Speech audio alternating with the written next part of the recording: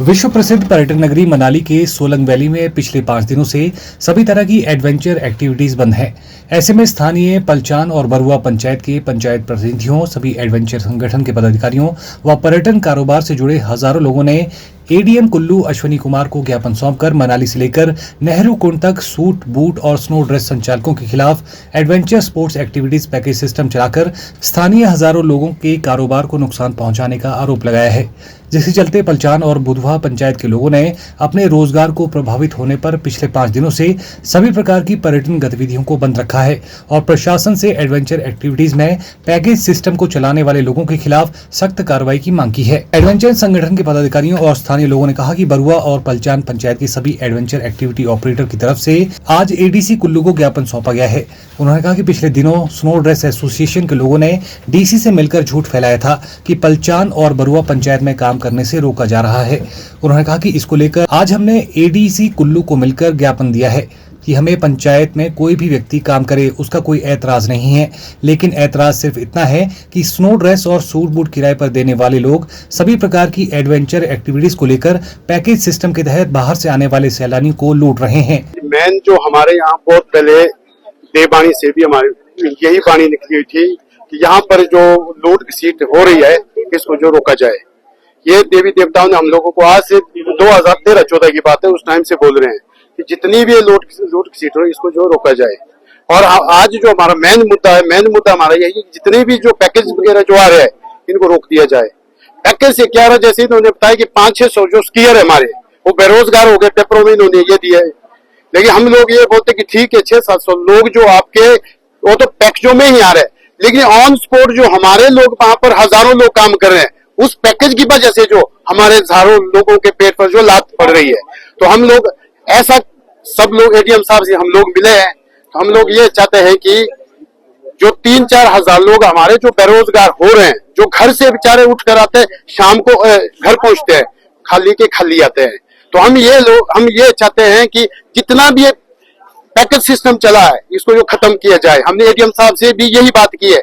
आज हमारे 2 पंचायतों के लोग और वहाँ के जितने भी एक्टिविटी से जुड़े हुए स्टेक होल्डर्स ग्राम पंचायत पलचान और ग्राम पंचायत बरुआ से आज मैडम से मिलने आए थे और किसी कारणवश आज हम मैडम से नहीं मिल पाए, तो आज हमारी एडीएम साहब से बात हुई।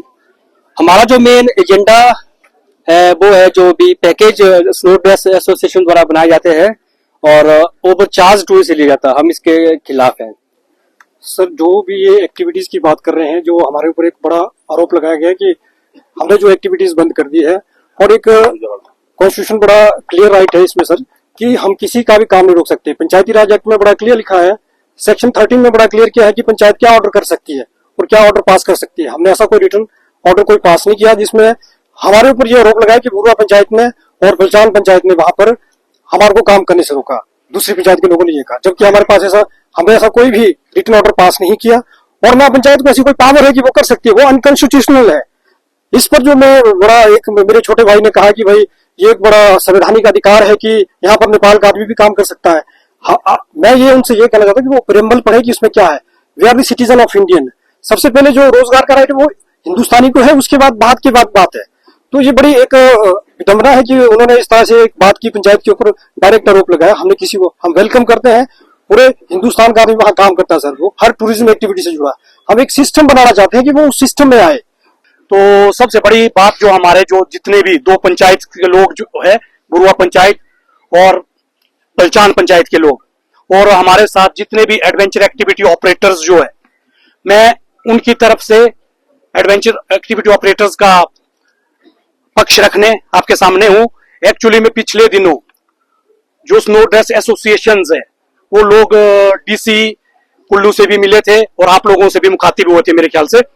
तो उन्होंने एक एजेंडा ये फैलाया था कि बुरुआ और पलचान पंचायत के जो लोग हैं उन्हें वहां पे काम करने नहीं दे रहे। एक्चुअली हमारा कोई इस प्रकार की हमारी कोई मंशा नहीं है।